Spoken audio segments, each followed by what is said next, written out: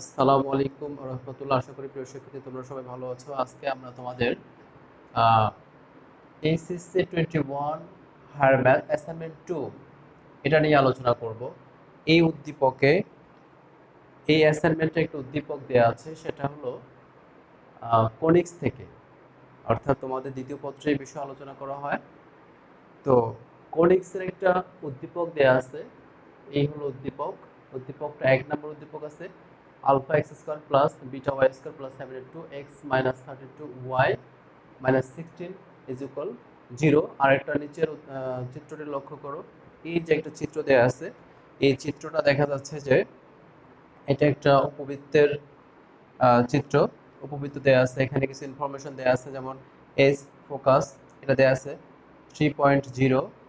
তারপর ই উপবৃত্তের পরিধির উপরস্থ একটা বিন্দু পি দেওয়া আছে, আর এস থেকে পি এর দূরত্ব 2, আর পি থেকে এই যে দ্বিকাক্ষ এটার নিয়ামকের দূরত্ব হচ্ছে, লম্ব দূরত্ব হলো 3।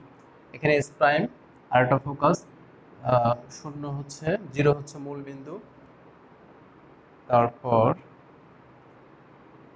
এই তো। আচ্ছা, তাহলে এখন আমরা উদ্দীপক থেকে যে প্রশ্নগুলো করা হয়েছে সেগুলো দেখব। এখানে ক নাম্বারে দেওয়া আছে X square minus 4px minus 12 প্যারাবোলাটি এস বিন্দুগামী হলে এর উপকেন্দ্রের স্থানাঙ্ক এবং অক্ষরেখা ও নিয়ামকের সমীকরণ নির্ণয় করো। আচ্ছা, খ নাম্বারে দেওয়া আছে চিত্রে প্রদর্শিত উপবৃত্তের নিয়ামক দ্বয়ের সমীকরণ নির্ণয় করো। তারপর গতে দেওয়া আছে এস এস প্রাইম বৃহৎ অক্ষ, এই যে এস এস প্রাইম এটা যদি বৃহৎ অক্ষ হয় এবং এইচ উৎকেন্দ্রিকতা বিশিষ্ট হাইপারবোলার সমীকরণ নির্ণয় করো। তারপর ঘতে দেওয়া আছে আলফা ইজিক্যাল 18 বিটা ইজিক্যাল 8 হলে 1, এই যে উদ্দীপক 1, এটা হচ্ছে উদ্দীপক 1 রোমান 1 2। আচ্ছা, হলে কণিকের প্রকৃতি নির্ণয় করে শীর্ষবিন্দু এবং উপকেন্দ্রিক লম্বের দৈর্ঘ্য নির্ণয় করো। তারপর নাম্বার 5 নাম্বার যে প্রশ্নটা আছে সেটা হচ্ছে আলফা ইজিক্যাল 9 বিটা ইজিক্যাল -8 -16 হলে 1 নং কণিকের প্রকৃতি নির্ণয় করে এর কেন্দ্র এবং উপকেন্দ্রিক লম্বের সমীকরণ নির্ণয় করো। আচ্ছা, তাহলে এই হলো আমাদের প্রশ্ন। তাহলে সমাধান শুরু করে দেওয়া যাক। উদ্দীপকটা আমি মুছে ফেলতে চাচ্ছি, আমার এখানে নিচে লেখা আছে আর তোমাদের কাছে তো আছেই।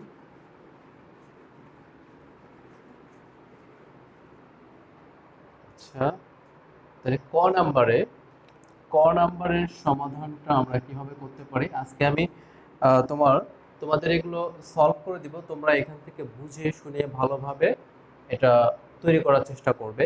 তোমরা করার সময় প্রত্যেকটা ধাপ উল্লেখ করার চেষ্টা করবে, অর্থাৎ যখন তুমি যেমন এটা সলভ করার জন্য যে জিনিসগুলো বের করতে হবে, যেমন প্রথমে পির মান বের করে নিতে হবে, তারপর উপকেন্দ্র, এই জিনিসগুলো।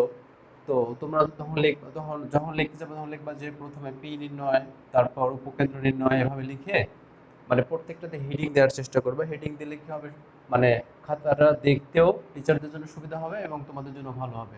আর ওখানে তো নির্দেশনা দেয়া আছে কখন কি করতে হবে। আচ্ছা, যাই হোক, ক নাম্বার তো আমরা লিখতে পারি, দেয়া আছে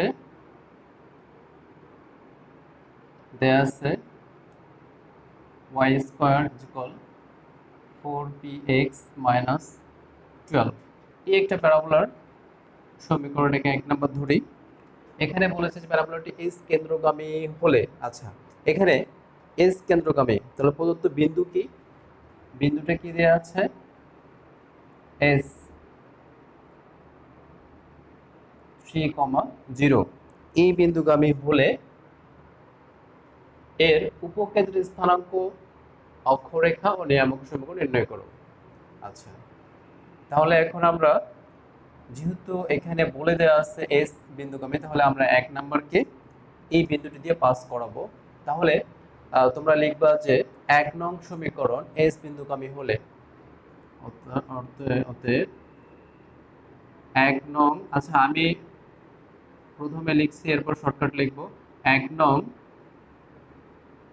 এস বিন্দুগামী হলে পাই।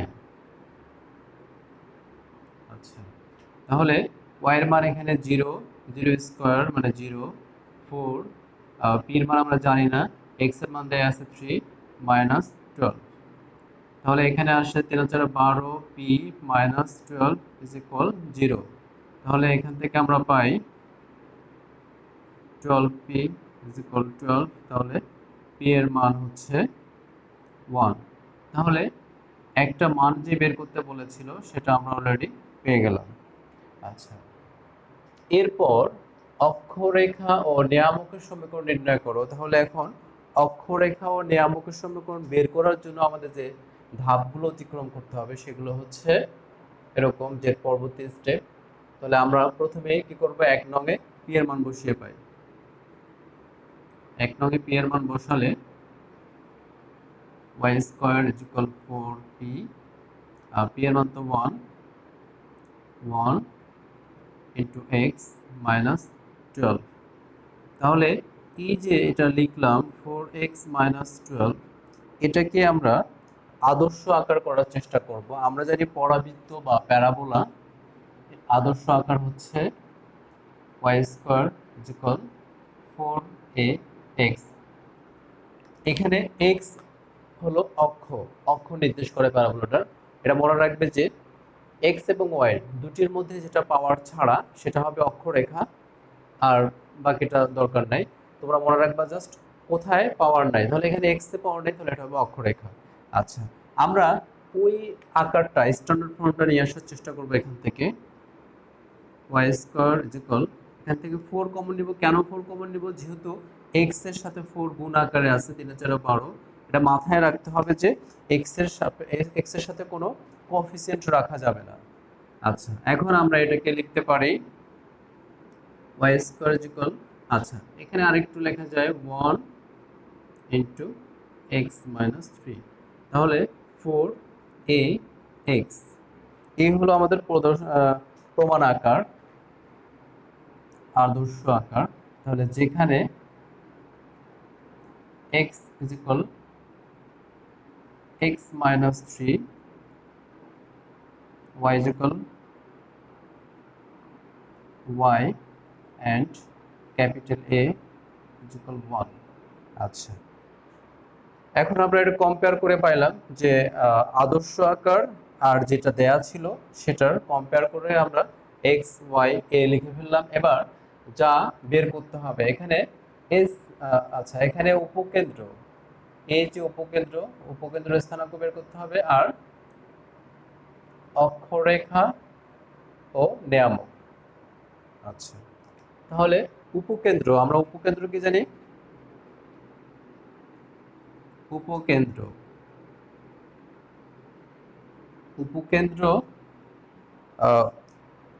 পরাবৃত্তের উপকেন্দ্রটা আসলে কি? উপকেন্দ্রটা হলো a0। এটা যেহেতু চিত্রটা যেহেতু এরকম x অক্ষে ধনাত্মক দিকে গেছে এরকম, তাহলে এখানে হবে a0। আচ্ছা, অতএব x এর মান কত? x এর মান capital X equal capital A, আর y ইজ ইকুয়াল 0। তাহলে x এর মান আমরা কত জানি? এখানে x এর মান আছে x minus 3, x minus 3 is equal a এর মান কত? 1। তারপর y এর মান হচ্ছে y ইজ ইকুয়াল 0। তাহলে এটা কত আসে? x is equal minus 3 plus হয়ে গেল, তাহলে 4, আর y ইজ ইকুয়াল 0। অতএব নির্ণয় উপকেন্দ্র 40। তাহলে উপকেন্দ্র পেয়ে গেলাম 40। আচ্ছা, এরপর যা বের করতে হবে অক্ষরেখা। আমি তোমাদের জন্য অবশ্য হাতে একটা হ্যান্ড নোট করে রাখছি।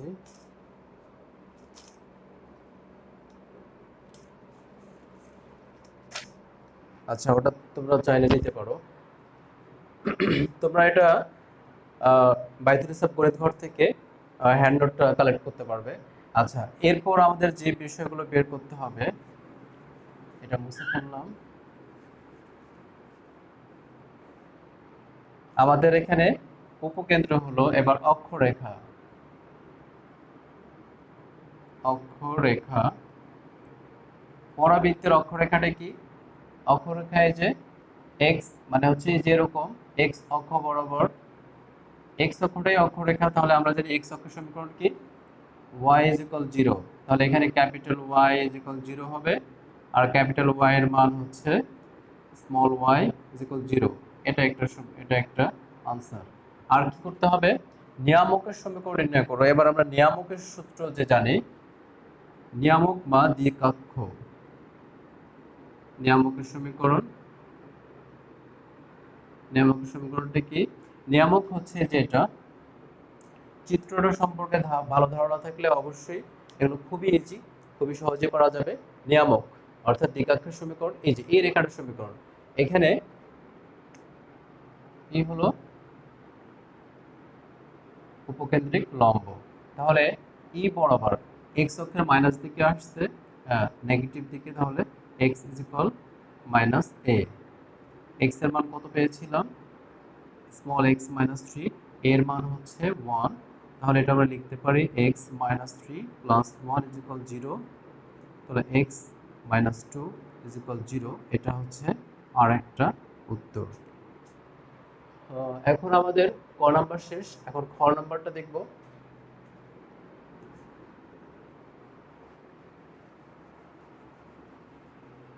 খ নাম্বারটা পড়ে দেখি কি বলেছে। চিত্রে প্রদর্শিত উপবৃত্তের নিয়ামক দ্বয়ের সমীকরণ নির্ণয় করো। এই যে আমি এখানে উদ্দীপকটা ছোট্ট করে এঁকে রেখেছি এখানে।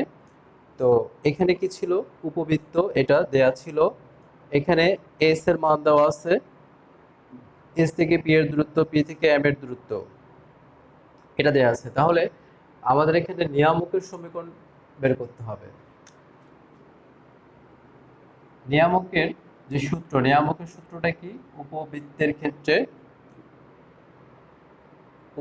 ক্ষেত্রে নিয়ামকের সূত্র হলো প্লাস মাইনাস এ বাই ই। ই হলো আমাদের নিয়ামকের সূত্র।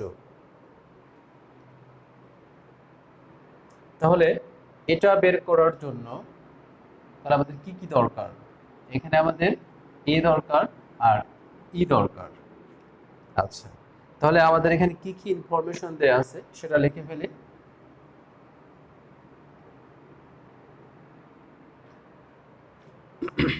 দেয়া আছে এসপি 2 একক, পিএম 3 একক, আর কি দেয়া আছে? একটা সেন্টার দেয়া আছে, ফোকাস 30। আচ্ছা, তাহলে এখান থেকে আমাদের এ আর ই বের করতে হবে। আমরা একটা সূত্র জানি, অর্থাৎ উপবৃত্তের যে সংজ্ঞা সেই সূত্র থেকে আমরা জানি, অর্থাৎ উপবৃত্তের সংজ্ঞা অনুসারে আমরা জানি SP is equal E into PM. এবার এসপি কত দেওয়া আছে? 2 দেওয়া আছে। ই এম দেওয়া আছে কত? 3। তাহলে এখান থেকে আমরা ই বা উৎকেন্দ্রিকতা বা ইসেন্ট্রিসিটি পেয়ে যাব। এখানে আমরা পাই তাহলে 2/3। এটা দেখো, শূন্যের চেয়ে বড়, অনের চেয়ে ছোট। তোমরা এটা জেনে থাকবে যে উপবৃত্তের ক্ষেত্রে ই এর যে লিমিটটা সেটা 0 থেকে 1 এর মধ্যে, অর্থাৎ প্রপার ফ্র্যাকশন। আচ্ছা, তাই আসছে এখানে। তাহলে আমাদের ই বের হয়ে গেছে। এবার আমাদের এ দরকার। এটা কিভাবে আমরা বের করব? এখানে উপকেন্দ্র দেয়া আছে, আবার আমরা এটার উপকেন্দ্রের যে সূত্র সেটা জানি। উপকেন্দ্রের সূত্রটা কি জানি? আমরা জানি এরকম,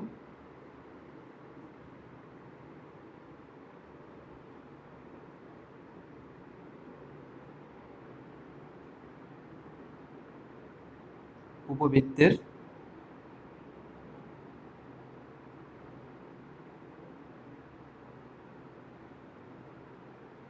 উপকেন্দ্রটার সূত্র কি জানি? প্লাস মাইনাস এই 0। এখন এখানে দেখা যাচ্ছে যে আমাদের আরেকটা উপকেন্দ্র দেয়া আছে, তো আমাদের যেহেতু এখানে দুইটা দুইটা পয়েন্ট, একটা হলো মানে এখান থেকে লেখা যায় a0 আর একটা লেখা যায় -a0, আমাদের দেয়া আছে ধনাত্মকটা, তাহলে আমরা এটা নিয়ে কাজ করব। অতএব a0 ইজ ইকুয়াল 3,0। এবার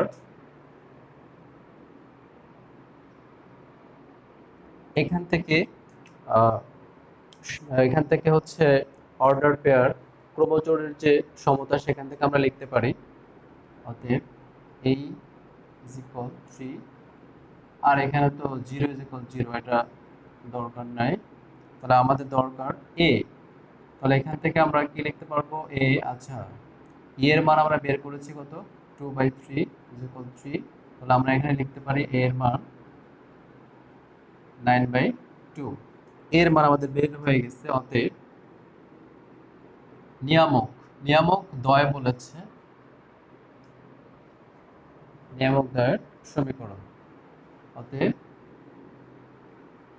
নিয়ামকের সমীকরণ, নিয়ামকের সমীকরণ আমরা জানি কি, x is equal plus minus a by p।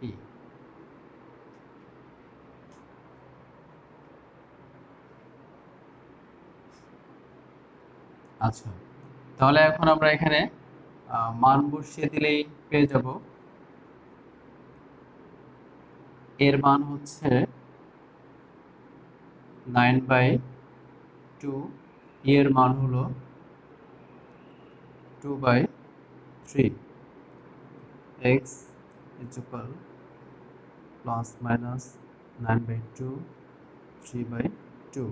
তাহলে আমরা এটা লিখতে পারি প্লাস মাইনাস 3 নং 27, 2 দুগুণ 4, এটা লিখতে পারি 4x is equal plus minus 27, এটাকে সাইড চেঞ্জ করলে লিখতে পারবো 4x plus minus 27 is equal 0।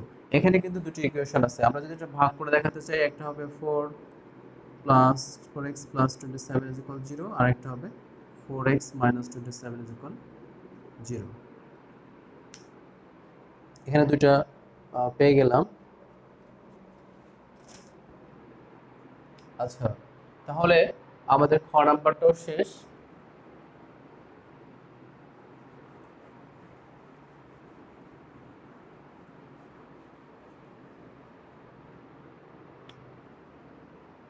গ নাম্বার, গ নাম্বারে কি বলেছে, এস এস প্রাইম বৃহৎ অক্ষ এবং 8 উপকেন্দ্রিকতা বিশিষ্ট হাইপারবোলার সমীকরণ নির্ণয় করো। হাইপারবোলার সমীকরণ বের করতে হবে, তাহলে এখানে আমাদের কি কি দেওয়া আছে সেটা দেখতে হবে। S S prime, S S prime এটা দেওয়া আছে কত, এটা হচ্ছে বলা আছে বৃহৎ অক্ষ, তাহলে এক্স অক্ষ যদি বৃহৎ অক্ষ হয় তাহলে সেই হাইপারবোলার সমীকরণটা কিরকম হবে, মানে চিত্রটা কিরকম হবে, এই যে এরকম এরকম, আর এই যে এরকম। আচ্ছা, তাহলে এখানে যে ইনফরমেশন গুলো দেয়া আছে সেগুলো আমরা লিখি। দেয়া আছে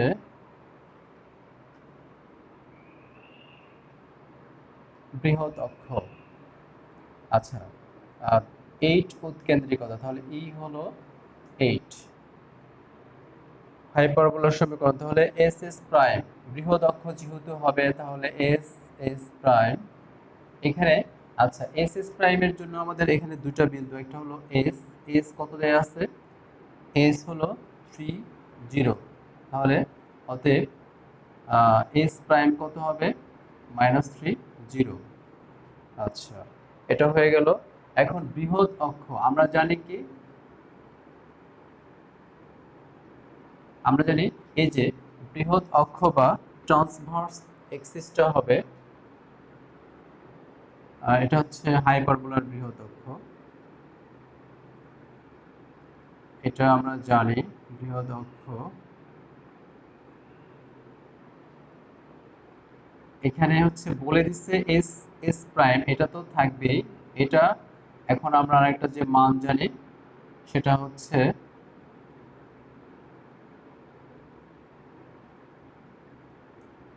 2a, বৃহৎ অক্ষ এখানে 2a। এটা আমরা জানি। তাহলে এখন আবার এই বৃহৎ অক্ষ বলে দিয়েছে S S prime is equal to A. তারপর এই যে এস এস প্রাইম আসলে এস এস প্রাইম এটা আসলে দ্রুত যদি আমরা বের করতে চাই তাহলে হবে 3 মাইনাস মাইনাসে plus plus 0 minus 0 whole square to A. তাহলে এখানে কত হয় 6 আর তো 0 টু এ, তাহলে 6 টু এ ইজ ইকুয়াল 6 আর এ ইজ ইকুয়াল 3 দুগুণা 6। তাহলে এর মান আমরা পেয়ে গেছি। আমাদের বের করতে হবে কি উৎকেন্দ্রিক কবিতা বিশিষ্ট হাইপারবোলার সমীকরণ নির্ণয় করো। আচ্ছা, তাহলে এটার সমীকরণ বের করতে গেলে আমাদের কিরকম লাগবে হাইপারবোলা, যেহেতু এটা এক্স অক্ষ বৃহৎ বলেই দিয়েছে তাহলে হবে X square by A square minus Y square by B square is equal 1। এই হলো আমাদের স্ট্যান্ডার্ড ফর্ম। তাহলে এটা আনার জন্য আমাদের এখানে এ স্কোয়ার দরকার আর বি স্কোয়ার দরকার, এ আর বি দরকার মূলত। তাহলে আমরা এ পেয়ে গেছি, এখন বি দেখব বি কিভাবে পাওয়া যায়।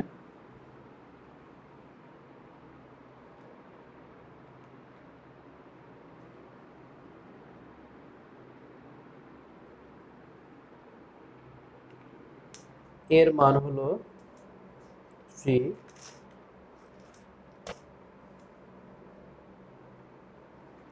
এখন আমরা এখানে কি কি জানতে পারলাম, এখানে আমাদের দেয়া আছে ই, এই যে ই দেয়া আছে, এ পেয়েছি। তাহলে এ আর ই এ দুটিকে ব্যবহার করে আমরা বি বের করতে পারবো, কারণ আমরা উৎকেন্দ্রিকতা জানি যে A square is equal A square plus B square by A square. তাহলে ই এর মান হলো 8 তারপরে স্কোয়ার, এর মান হচ্ছে 3 তারপরে square plus B square is equal 3 square. 8 8 64, 3 3 9 plus B square 9।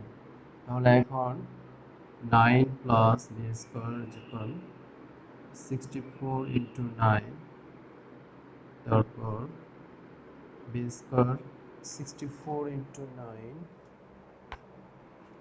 576, 64 into 9 576 তাহলে এটা বিয়োগ করলে হবে 567। তাহলে আমরা এখন এ বি দুটি পেয়ে গেছি। আচ্ছা, তাহলে অতএব নির্ণয় হাইপারবোলার সমীকরণ, অতএব হাইপারবোলার সমীকরণ হবে এক্স স্কোয়ার বাই এই যে এ তার উপরে স্কোয়ার, আচ্ছা এ আছে 3 তার উপরে স্কোয়ার, এটা minus Y square by B square, B square মানে হচ্ছে 5 6 7 সরাসরি চলে আসছে এটা। তো আমরা এটাকে এখন X square by 9 minus Y square by 567 is equal 1 এটা লিখতে পারি। এই হলো আমাদের হাইপারবোলার ইকুয়েশন। তাহলে আমাদের গ নাম্বারটা হলো আচ্ছা, এরপর ঘ number alpha is equal 18 beta equal 8 হলে 1 নং যে উদ্দীপকটা আছে এটার কণিকের প্রকৃতি নির্ণয় করে শীর্ষবিন্দু এবং উপকেন্দ্রিক লম্বের দৈর্ঘ্য নির্ণয় করো। আচ্ছা, দেখা যাক এটা কি কিভাবে করা যায়। দেখো এটা এখানে যে কণিকের প্রকৃতি নির্ণয় করতে বলেছি, এই প্রকৃতি কিন্তু তোমরা দুইভাবে নির্ণয় করতে পারবে। তো প্রথমে এই সম্পর্কে তোমাদের জানতে হলে এই যে প্রকৃতি নির্ণয় বা কোনটা সরলরেখা হবে, কোনটা বৃত্ত হবে, কোনটা কণিক হবে, কণিক হলে আবার পরাবৃত্ত নাকি উপবৃত্ত নাকি অধিবৃত্ত কি হবে, এটা বোঝার জন্য তোমাদের general equation of second degree এই সম্পর্কে ধারণা থাকতে হবে। General equation of second degree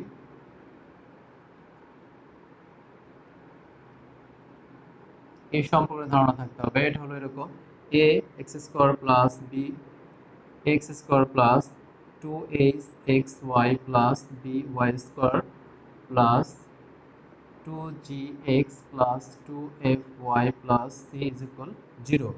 এই যে এই ইকুয়েশনটা কিন্তু দেয়া আছে এখানে, এই ইকুয়েশনের মতোই আর কি এটা দেয়া আছে। তাহলে এটা হলো, এটাকে বলা হয় দ্বিঘাত সমীকরণ। দ্বিঘাত সমীকরণ সাধারণ আকার। তো এইটা পৃথিবীতে তোমাদের যত ইকুয়েশন তোমরা পাবে দেখবা সব ইকুয়েশনে এই সমীকরণটা থেকে পাবো আমরা। এই ইকুয়েশন থেকে, এই সমীকরণটা থেকে আমরা সরলরেখা পাবো, তারপর বৃত্ত পাবো, কনিক্স পাবো।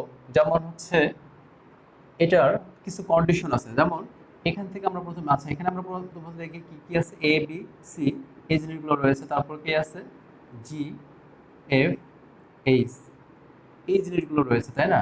তাহলে এই জিনিসগুলো আছে, এই জিনিসগুলোর উপর ভিত্তি করে এখানকার কিছু শর্ত আমরা দেখব, শর্ত তৈরি করব, সেগুলো থেকে আমরা এটা বুঝতে পারবো আসলে এটা কি হবে। তো এটার জন্য, এটা জাস্টিফাই করার জন্য ডেল জানতে হবে। ডেল ডেল আবার কি, a b c plus 2 f g h, তারপর minus a f square minus b g square minus c h square. এই যে ডেল, এটা যদি কখনো এরকম একটা দ্বিঘাত সমীকরণের ক্ষেত্রে এটার মান 0 হয়, আচ্ছা আরও কিছু আছে, যেমন এটা যদি 0 হয়, এটা যদি ইকুয়াল 0 হয়, তারপর a b minus s square, আর একটা হচ্ছে এ প্লাস বি। এই যে এগুলোর উপর এখন আমরা এগুলোর উপর নির্ভর করে বলে দিতে পারবো যে আসলে এটার প্রকৃতিটা কিরকম হবে। যদি যদি এরকম হয় যে এটার মান 0 আসছে, তাহলে সেটা কি হবে, সরলরেখার ক্ষেত্রে যাবে। এখন সরলরেখা হলে, আর আসলে এটা সরলরেখা হলে প্রথমে যদি এটা 0 হয় তাহলে বুঝতে হবে এটা একটা মানে এটা সরলরেখা রিপ্রেজেন্ট করে। এখানে যেহেতু দ্বিঘাত বলেছে, দ্বিঘাত আছে, তাহলে বুঝতে হবে এটা হলো পেয়ার অফ স্ট্রেট লাইন, অর্থাৎ যুগল সরলরেখা নির্দেশ করবে। যদি এটা 0 হয় তাহলে যুগল সরলরেখা, আবার সেই যুগল সরলরেখা পরস্পর লম্ব হবে আর সমান্তরাল হবে। যদি এরকম হয় a plus B is equal 0, তাহলে কি হবে, সরলরেখাদের পরস্পর লম্ব। আর যদি ডেল্টার মান 0 হয়, তারপর a b minus s square is equal 0 হয়, তাহলে কি হবে, সমান্তরাল। পরস্পর রেখা দুটি সমান্তরাল হবে। এখন যদি a is equal b and h is equal 0 হয়, তাহলে কি হবে, বৃত্ত হবে। আবার del is not equal 0, del is not equal 0, del is not equal 0, is not equal 0। যদি এরকম হয়, তারপর a b minus s square is equal 0, তাহলে এটার নাম হবে প্যারাবোলা বা পরাবৃত্ত। তারপর a b minus s square is greater than 0, তাহলে এটা হবে উপবৃত্ত। তারপর ডেল ইজ নট ইকুয়াল 0, তারপর এস স্কোয়ার লেস দেন 0, তাহলে এটা হবে অধিবৃত্ত। তারপর a plus B is equal 0 এটা, তারপর a b minus s square less than 0 and a plus B is equal 0। যদি এরকম হয় তাহলে এটাকে বলা হবে সম অধিবৃত্ত, সম অধিবৃত্ত বা রেক্ট্যাঙ্গেল হাইপারবোলা। তাহলে এই জিনিসগুলো দেখে আমরা বলে দিতে পারবো আসলে ওই দ্বিঘাত সমীকরণটা কি নির্দেশ করে। তো আমি তোমাদের বইয়ে দেখেছি যে তোমাদের বইয়ে আসলে এভাবে প্রকৃতি নির্ণয় করা দেখি নাই। তো তোমরা দুইভাবে করতে পারো। তো এইভাবে যদি প্রকৃতি নির্ণয় করো, এরপরেও কিন্তু তোমাদেরকে এই বাকি যে এই প্রশ্নটার মধ্যে বাকি যে বিষয়গুলো বের করতে বলেছে, এগুলো বের করার জন্য আবারও কিন্তু তোমাকে স্ট্যান্ডার্ড ফর্মে যেতে হবে। তো আমার মনে হয় এই প্রকৃতি নির্ণয় দুইভাবে করা যায়, এভাবেও করা যাবে, আবার এই ইকুয়েশনটাকে স্ট্যান্ডার্ড ফর্মে পরিবর্তন করেও করা যাবে। তো এই কাজটা যদি করো তাহলে এই কাজটা তোমাদের অতিরিক্ত করতে হবে। আর তোমরা যদি এটা না করে মানে সরাসরি স্ট্যান্ডার্ড ফর্মে কনভার্ট করো তারপর বলো, তাহলে ওটাই ভালো হবে, কাজ কম হবে এবং বলে দিতে পারবে। আমার মনে হয় তোমরা এই যে এই পদ্ধতি, অনেকে এটা দিয়ে করলে কোনো সমস্যা হবে না, এটাও চলবে। তবে তোমাদের বইয়ের আলোকে এবং ওটা করলে একটু তোমাদের বেশি সময় মানে কম লাগবে আর কি, তোমাদের সময়টা বেশি বেঁচে যাবে এবং তোমাদের জন্য আসলে কাজটা দ্রুত হবে। যেমন আমরা এই ঘ নাম্বারটা করার জন্য প্রথমে যে কাজটা করব, প্রথমে যে ইনফরমেশনগুলো আছে সেটা আমরা দেয়া আছে দেখে লিখব। এখানে কি আছে? আলফা ইকুয়াল 18, বিটা ইকুয়াল 8, আর এই যে আমাদের উদ্দীপক যেটা ছিল alpha X square plus beta Y square plus 72x minus 32y minus 32 is equal 0। তাহলে এগুলো আমাদের দেয়া আছে। এখন আমরা কি করব, এখানে মানগুলো বসিয়ে এটাকে স্ট্যান্ডার্ড ফর্মে নিয়ে আসব। এটা কি নির্দেশ করে সেটার জন্য। তাহলে এখানে আমার কিন্তু এই কাজটা করতেই হবে, মানে আমি যদি প্রকৃতি নির্ণয় করি তাও করতে হবে, না করলেও করতে হবে। এই জন্য আমি এভাবেই করছি। তাহলে এখানে হবে 18x square plus 8y square plus 72x minus 32y minus 32 is equal 0। তো প্রথমে এখানে দেখা যাচ্ছে যে 2 কমন, যে 2 কমন নিয়ে বাদ দিয়ে দিই, তাহলে 9 দুগুণে 18, 9 দুগুণে 18, 4 দুগুণে 8, 36 দুগুণে 72, 16 দুগুণে 32, 16 দুগুণে 32 ইজ ইকুয়াল 0। আচ্ছা, এবার এটাকে আচ্ছা একটা কাজ করি, তোমাদের সুবিধার জন্য বলি যে এটা এক্স গুলোকে এক জায়গায় লিখতে হবে, আর ওয়াই গুলো মানে এক্স গুলো দিয়ে একটা আমরা বর্গের সূত্র তৈরি করব, আর ওয়াই গুলো দিয়ে ওয়াই এর বর্গের সূত্র তৈরি করব।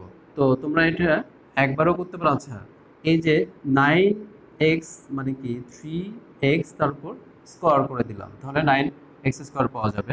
এবার প্লাস, যেহেতু এখানে এক্স টার্মটা কি আছে প্লাস যুক্ত, তাহলে কি করব প্লাস, সূত্র একটা 2, a কত 3x, b কত, আচ্ছা কত নিলে এখানে 36 হবে। তাহলে এখানে আমাদের আছে কত,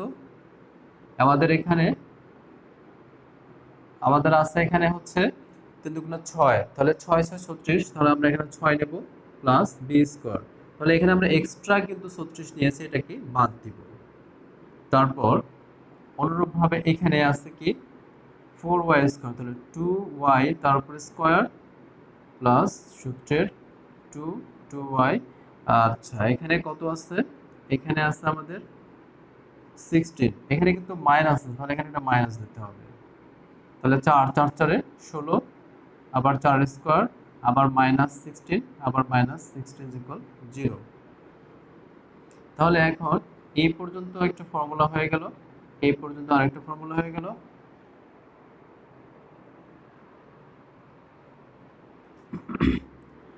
আচ্ছা এবার 3x প্লাস 6 হোল স্কোয়ার, তারপর plus 2y minus 4 whole square, আর বাদ বাকি যেটা আছে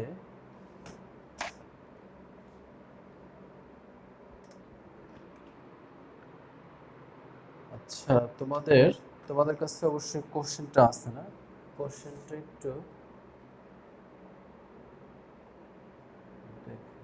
হ্যাঁ, কোশ্চেনটা হচ্ছে উদ্দীপকে এখানে 16 আছে,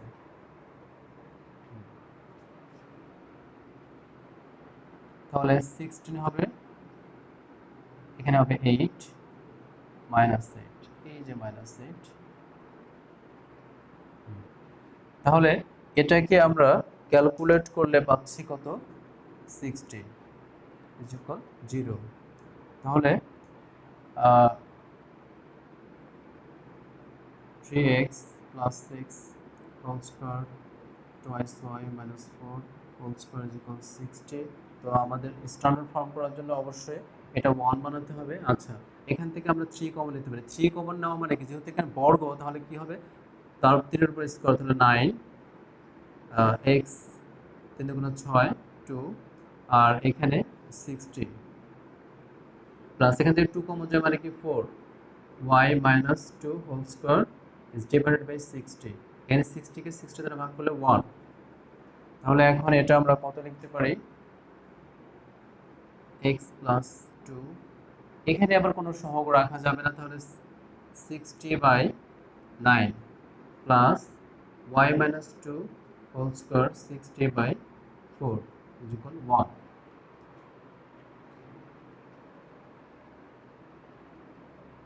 তাহলে এখান থেকে আমরা পাচ্ছি x plus 2 whole square is divided by, এটা দিয়ে যদি ভাগ করি 3 দিয়ে যায়, 3 থেকে 9, 3 বিশে 60, তারপর এখানে y মাইনাস 2 হোল স্কোয়ার, আর এখানে 4 15 60 এই। আচ্ছা, এটা কি আমরা এখন কম্পেয়ার করে লিখতে পারি x প্লাস 2। আচ্ছা, একটা যেহেতু আমাদের স্কোয়ার বা রুট থাকে, তাহলে আমরা এভাবে লিখতে পারি y minus 2 whole square root over এটা is equal 1। আর এটাকে আমরা এখন কম্পেয়ার করে লিখতে পারি x square by a square plus y square by b square is equal 1। আচ্ছা, আমি নিচেরগুলো একটু মুছে দিচ্ছি। তো এটা মুছতে আমি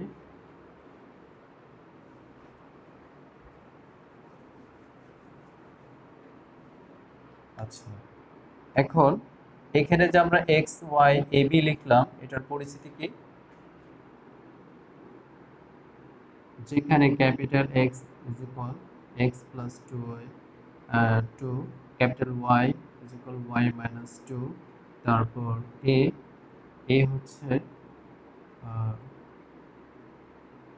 root over 20/3 and b is equal root over 15। আচ্ছা, এগুলো আমরা পেলাম। এখন আমাদের কি বের করতে হবে এখানে? কণিকের। আচ্ছা, তোমরা তাহলে প্রকৃতির জন্য এখানে বলবা যা একটি উপবৃত্ত, এটা একটা উপবৃত্তের সমীকরণ নির্দেশ করে। তাহলে প্রকৃতি হলো এই যে প্রদত্ত যে উদ্দীপক দেয়া ছিল, এখানে শর্ত সাপেক্ষে যা পেলাম, এটা হচ্ছে একটা উপবৃত্ত। এখন বলেছে যে এই উপবৃত্তের শীর্ষবিন্দু এবং উপকেন্দ্রিক লম্বের দৈর্ঘ্য। শীর্ষবিন্দু, তাহলে আমরা জানি কি শীর্ষ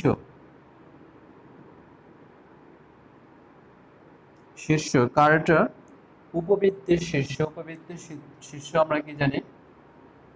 আচ্ছা, তার আগে বলি এই চিত্রটা আসলে কিরকম হবে। যেহেতু এটা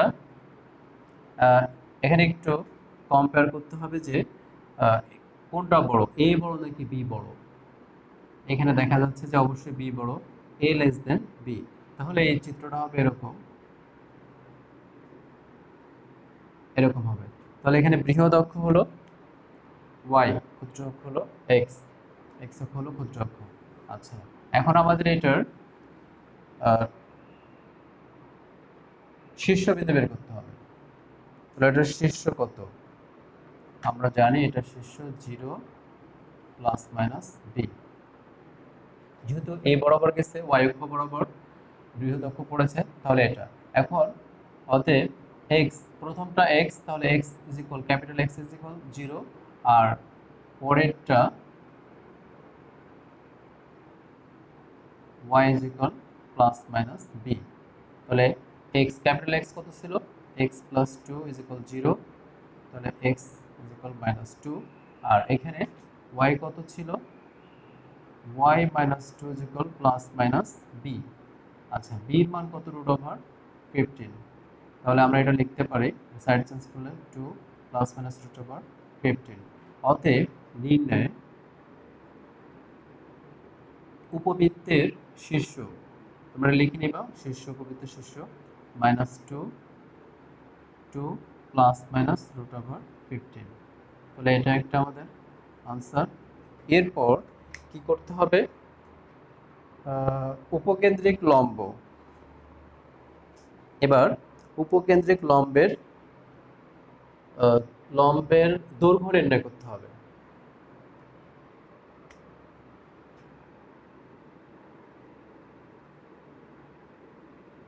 উপকেন্দ্রিক লম্ব, এটা কত হবে? উপকেন্দ্রিক লম্ব। আচ্ছা, এখানে বৃহৎ অক্ষ কি? বৃহৎ অক্ষ যেহেতু বি, তাহলে বি নিচে থাকবে, উপরে 2a স্কয়ার হবে, এত একক। আচ্ছা, টু এ কত, এর মান হচ্ছে 15 √15, আর বির মান হলো সরি এর মান হলো √20/3, আর বির মান হলো √15।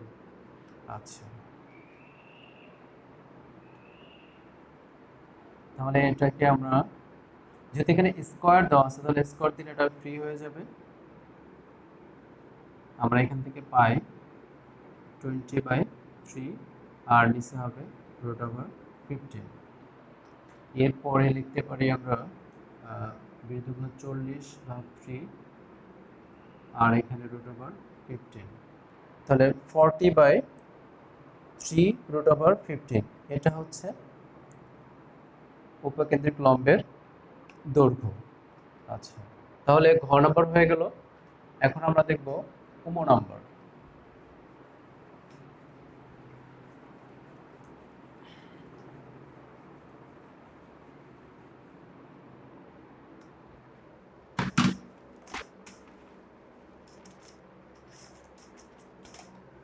উম নাম্বারটা দেখি, উম নাম্বার কি বলেছে। আলফা বিটা আবারও দেওয়া আছে, এবার আলফা বিটার মান চেঞ্জ করে দেওয়া হয়েছে, সবকিছু একই রকম, বাট আলফা বিটার মান বসাতে হবে নতুন ভাবে। তাহলে আমরা আগের মতো লিখতে পারি, আগের মতো করেই আমরা প্রকৃতিটা দেখব স্ট্যান্ডার্ড ফর্মে গিয়ে। তারপর তো এখন মানটা বসিয়ে দেই। এখানে তোমরা লিখবা দেয়া আছে আলফা তো বিটা তো, তো আমি আর বেশি সময় লাগাচ্ছি না, এখানে সরাসরি মানটা বসাই দিচ্ছি। উদ্দীপক 1 থেকে পাই, এখানে কি আছে, alpha X square plus beta Y square plus 72x, তারপর -32y -16 0। তাহলে আলফার মান হলো এবার 9x স্কোয়ার, তারপর -16 y স্কোয়ার 72x 32y -16 0। তাহলে এখানে আমরা এখন এটা আবারও আগের মতো বর্গের সূত্র বানানোর চেষ্টা করব। এখানে কি আছে, 9x স্কোয়ার, এই যে x যুক্ত পদ আছে 72x, তারপর এখান থেকে মাইনাসটা যদি আমরা কমন নিই 16y স্কোয়ার, আর y আছে কোথায়, এখানে আছে, তাহলে প্লাস 32y, তাহলে x x গেল, y y গেল, এখানে -16 থাকলো। এখন এটার বর্গ করার চেষ্টা করব আমরা, তোমরা এগুলো পারো। এই যে 9x স্কোয়ার, তাহলে কি হবে 3x, তারপরে স্কোয়ার, যেহেতু এখানে প্লাস আছে প্লাস দিব 2 একটা সূত্রের, a হলো 3x, b কত নিলে 72 হবে। এখানে কত আছে, 3 দুগুণা 6, 6 12 72, এখানে 12, তারপর b স্কোয়ার, b মানে হলো 12, তারপর স্কোয়ার, আবার আমরা এটা যেহেতু 12 স্কোয়ার অতিরিক্ত নিয়েছি 144, 12 144, এটা মাইনাস করব। আবার এখানে 4y তার উপরে স্কোয়ার করে দিব, তারপর প্লাস 2ab, 4 দুগুণা 8, এখানে 32 আছে, 4টা 32, তারপর প্লাস 4, তারপর -16, বাদ বাদ দিলাম এটা, তারপর -16 0। তাহলে এখন এই পর্যন্ত হবে a plus b whole square minus 144, এই যে এটা হবে 4y প্লাস এই পর্যন্ত 4 হোল স্কোয়ার, মাইনাস দ্বারা গুণ হচ্ছে, মাইনাস হচ্ছে প্লাস 16, -16 0। তাহলে এই 16 আর এই 16 বাদ, এটা থেকে twice x plus 12y minus 4y plus 4 is equal 144। এবার এইখানে 1 বানাতে হবে, এদিকে কিনে আসতে হবে ওটা। তাহলে আবার এখান থেকে কমন যায় কত, 3 কমন মানে 9, তাহলে x 3 এর 4 12, তারপর 144 মাইনাস এখান থেকে 4 কমন যাবে, মানে 4 4 16, y plus 1 whole square 144 is equal 1। তাহলে 9 দ্বারা এটাকে ভাগ করলে হবে x প্লাস 4 হোল স্কোয়ার ষোলো 16 দ্বারা 144কে ভাগ করলে হবে 144কে ভাগ করলে হবে 9 1। তাহলে এটাকে আমরা লিখতে পারি x plus 4 4 square y plus 1 whole square 3 square is equal 1। তাহলে এটাকে আমরা কম্পেয়ার করতে পারি x square minus y square b square is equal 1। আচ্ছা, তাহলে এটা কার মতো দেখা যাচ্ছে? হাইপারবোলা বা অধিবৃত্ত, যা একটি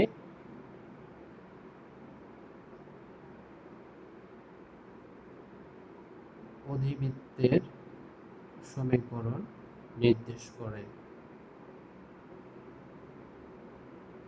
তাহলে আমাদের প্রকৃতি নির্ণয় করা হয়ে গেছে, এখন বাদ বাকি যা আছে সেগুলো বের করতে হবে। তো এখানে সাইড নোট দিতে হবে, যেখানে x ইকুয়াল কত, y ইকুয়াল কত। আচ্ছা, আমরা এটা সাইডে লিখে রাখি, আমার জায়গা নেই আমি এখানে। আচ্ছা, আমি এখানে মুছতেছি এটা।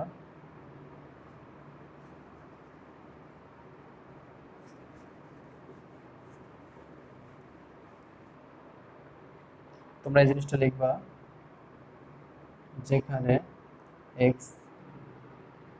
যেখানে capital X is equal x plus 4, capital Y is equal y plus 1, small a 4 and b is equal 3।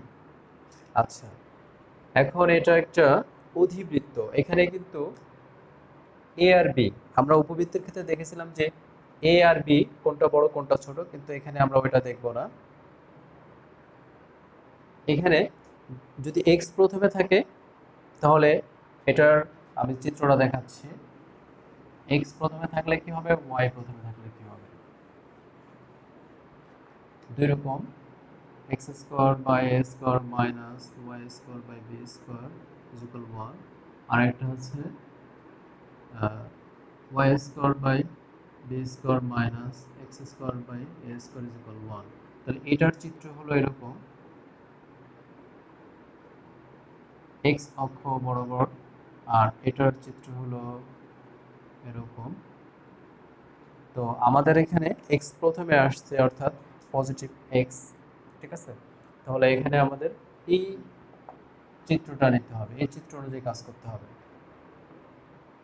আচ্ছা, আমাদের বের করতে হবে কি, এটা দেখে নিই এখন। এর কেন্দ্র, তারপর উপকেন্দ্রিক লম্বের সমীকরণ। আচ্ছা, এবার আমাদের দেখতে হবে কেন্দ্র। আমরা কি জানি কেন্দ্র কি? কেন্দ্র মূল বিন্দুতে 0 0 0 0 ধরে নেব। এখন তাহলে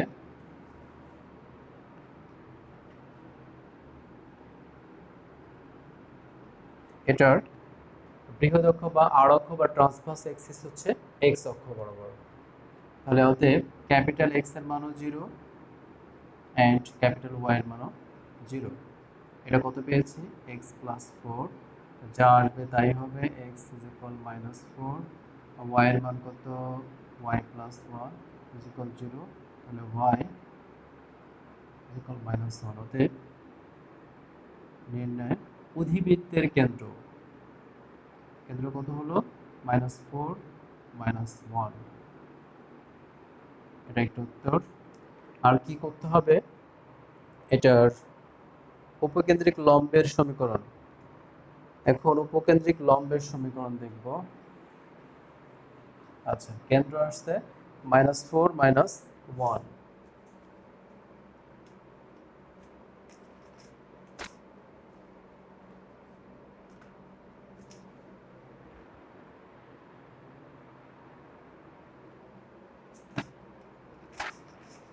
দীপক হচ্ছে -16।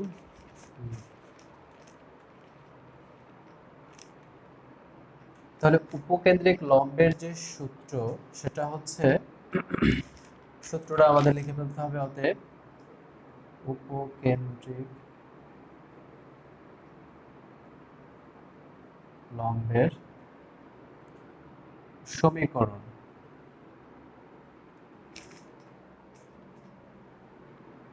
x is equal plus minus a। তাহলে এখানে আমাদের কি কি দরকার, এখানে আমাদের এ জানতে হবে আর ই জানতে হবে।